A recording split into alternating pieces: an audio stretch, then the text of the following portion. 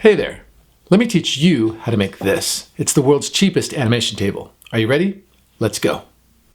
All right, you're going to need a cardboard box. I have a used one, so it's pretty straightforward. And this is a 15 by 12 by 10 inch box, plus some duct tape, a marker, a pencil, and a box cutter.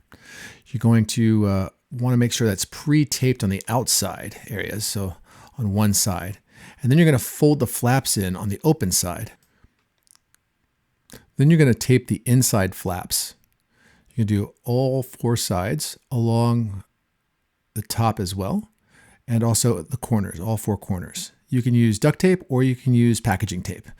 You also need to make sure that you have the other side completely taped so that the top is closed and have one side open.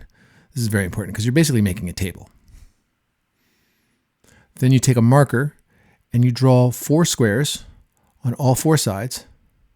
You should have about 2 inches roughly from the edge, or 1.5 inches from the edge on all sides except for the bottom. The bottom goes all the way down. See, I X these out, so those are the spots that are going to get cut. And then using a X-Acto blade or a box cutter, you're going to cut all 4 of those shapes out. And it looks like I'm doing, it's hard for me to cut, and that's because I'm cutting 2 pieces of cardboard at the same time because they're kind of sandwiched together there. Be careful, always cut away from yourself, and just be safe. Be aware of what you're doing.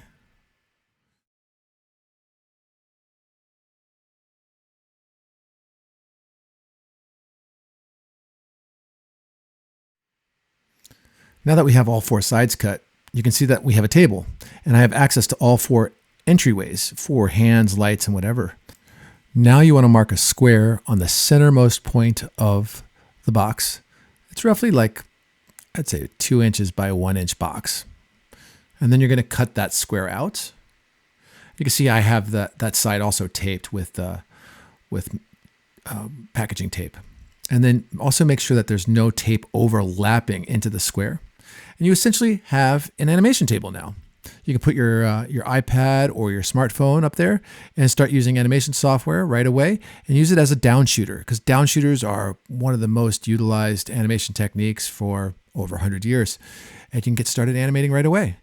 One of my favorite things to do as well is to animate clay. And I love animating clay on a downshooter because it's super fun, it's super easy, and it's just enjoyable.